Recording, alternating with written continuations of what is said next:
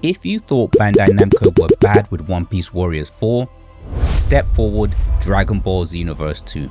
Because here, they didn't just nickel and dime you with one overpriced season pass, they've had the Dragon Ball fanbase in a DLC chokehold for nearly 10 years. Oh yeah, Xenoverse 2 dropped in October 2016 as a full game. In 2025, they're still selling you new packs, new forms, new chapters on the same game. So today, we're putting Xenoverse 2 on trial. The charge is simple. Did Bandai support a beloved Dragon Ball game? Or did they hold Xenoverse 3 hostage and turn Xenoverse 2 into a decade-long DLC platform? By the end, we're slotting it on our greed board next to Pirate Warriors 4 and Mortal Kombat 1. Welcome back to Who's Ripping You Off. This is my never-ending hunt for the greediest and most shameless monetization in gaming. Today's defendant, Xenoverse 2. Before the hostage situation, the deal was pretty simple. Now in 2015, Dragon Ball Xenoverse 1. Now back then, Bandai did the decent thing. You paid $60 for the box, you paid $25 for season pass, and that was it. The pass covered all 3 DLC packs, GT, Goku, Pan, the lot. If you wanted to own every single pixel of Xenoverse 1, the ceiling was $85. One game, one pass, complete. That was the contract. Then came the Trojan horse.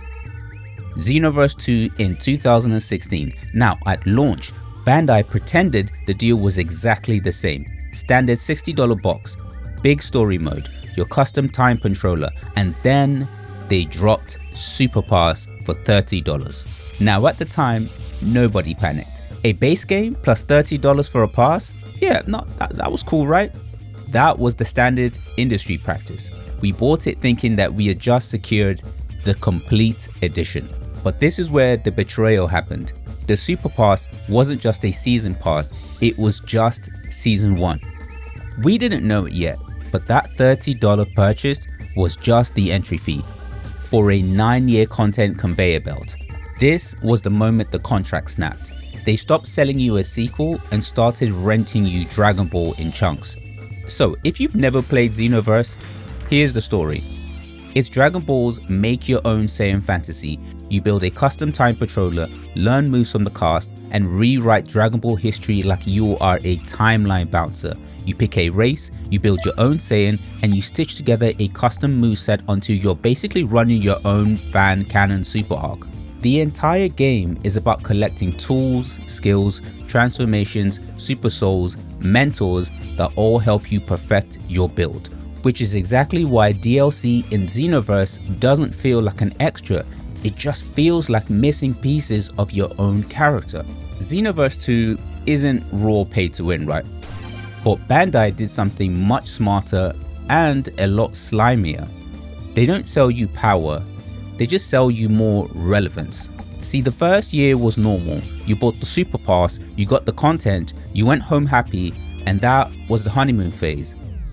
But then the contract snapped. Bandai realized that they didn't need to build Xenoverse 3. They could just keep selling you bricks of Xenoverse 2 for the rest of your life. First, they dropped the extra pass for another $30, then Ultra, then Legendary, then the Koton City Vote Pack. I mean, this thing is literally monetizing democracy. Then the movies hit, so you had to buy the Hero of Justice just to get the shiny new stuff. And now, Future Saga, a $40 expansion for a game old enough to be doing homework. Are you seeing the pattern here? They don't just drop extras, they just sell you missing pieces, some of which was probably already removed from the game earlier. None of this is mandatory on paper, but look at what they contain. New forms, new story chapters, new mentors, the characters from the show that you're watching right now. Every time you thought your build was finished, Bandai moved the finish line for another $20 down the road. They didn't need to sell you a sequel, they essentially trapped you in a subscription service. And here's where it gets extra grimy. Future Saga isn't even sold like old school DLC, it's sold like a season. The store pages literally call it Future Saga Chapter 1 to 4. And even greedy Nintendo actually warns you that the chapters can be bought separately, so you don't double buy. Exhibit B, the product version confusion. Now this one is a staple for Bandai Namco. Ooh, they love to pull this one out. Normal people love to look for one button. You just buy the full game. Xenoverse 2 refuses to give you that. Instead, they invite you to play the version shell game. Let's say you walk into a store in 2025. You see 3 boxes, Standard Edition, Deluxe Edition, and the shiny new Special Edition. Logic says special means everything. It costs 50 bucks, cool cover art, so you click or you pick it up and you buy. Congratulations, you played yourself. Because Special Edition is not everything. It's the base game, Super Pass from Year 1, and the Hero of Justice movie tie-in. That's it. You are missing the extra stuff, the ultra stuff, the legendary stuff, the vote pack, and the future saga. Basically, you bought the bun and the ketchup, and then Bandai just kept the burger patty, the cheese, and the fries behind the counter while asking you for another $100. And it gets worse on Switch. On Nintendo, the Xenoverse 1 story content was included earlier. Now on PlayStation and on Xbox, that same content is sold as Legend Patrol for extra money. So not only is the complete version not complete, the definition of complete changes depending on where you actually bought it. This is the version trap. They make the menu so confusing that you don't realize you've ordered an empty sandwich until you've actually taken your first bite. Exhibit C, the forever game. Here's the part that makes Xenoverse 2 feel like a manual subscription. Bandai never gives the fanbase closure. There's no final season moment, no definitive edition moment. Instead, every time Dragon Ball gets a hype spike, Xenoverse 2 magically gets another paid content wave. New movie, they make a comeback. New anime, they make a comeback. New forms, you guessed it, they make another comeback. So the player base stays trapped in the permanent question, is this the last pack? Or is the sequel finally next? And Bandai keeps answering with the same sentence. Actually, here's another season pass.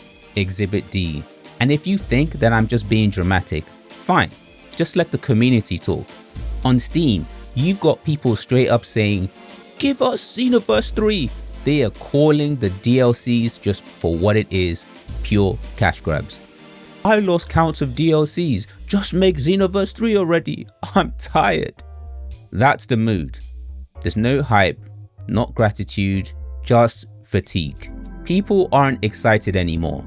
They're just stuck and they're feeling milked. Now let's talk about the damage and who actually got cooked the hardest. In the red corner, we've got the day one believer. Now this guy bought the game in 2016. He bought the Super Pass, then the Extra Pass, then the Ultra Pass, Legendary, Vote, Hero, and the Future Packs as they came out. He didn't feel the pain because it was spread over 9 years, like a slow motion car crash. But if you add up his receipts today, he paid about, give or take, $240 to own everything. $240 for a 9 years old ass game. To put that into perspective, for the price of one complete copy of Xenoverse 2, you could have bought Dragon Ball FighterZ, Dragon Ball Z Kakarot, and the new Sparking Zero at launch, and still had enough money left over for lunch. Bandai didn't just sell him a game, they sold him a console generation. Now in the blue corner, you have the smart shopper. This guy waited until 2025. He saw the special edition and thought he found a loophole. He paid $50 for the bundle. I mean, yeah, that's a great start. But then he realized he was missing the meat. So then he buys the extra set, the legendary set, the future saga. His total, $175. That's the punchline. Even if you waited 9 years for the sale, you are still paying double what it costs to own everything from Xenoverse 1. In 2015, the all-in price was $85. In 2025, the all-in price is around $240. Now, the price of being a Dragon Ball fan didn't just go up due to inflation, it tripled, and that isn't supporting the devs. This is Bandai testing how much blood they can squeeze out from the stone before the stone finally cracks. Alright, court is in session. Time to sentence Xenoverse 2. From access perspective, this game went from $85 to around $240. Same game, triple the tax. That's A tier. From a progression perspective, it's paid to feel finished. You want the new forms, you pay the toll gate. That's another A tier. Habit, they're charging $40 for DLC on a museum ready engine. Again, another A tier. And last but not least, do they respect you? Hell no! The special edition, that is a lie, and the sequel, they are holding Xenoverse 3 hostage. That is S tier in its finest. The verdict, Xenoverse 2 is just doing what Bandai Namco usually do. High S tier greed. Not because any single DLC pack was evil, but because the accumulation is a monster. They didn't just stab you once, they gave you 1,000 paper cuts and charged you for the band-aid. Now it's confession time. If you are a time patroller, just like I am, how much did you spend? Which packs did you cave in for? And at what point did you realize that the game was never going to end? Start your comment with WRYO so I can find it. I'm going to present the best confessions from all the episodes on a separate special episode.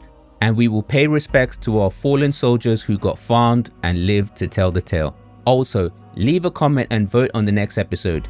Tekken 8, Street Fighter 6, Dead or Alive Extreme Beach Volleyball.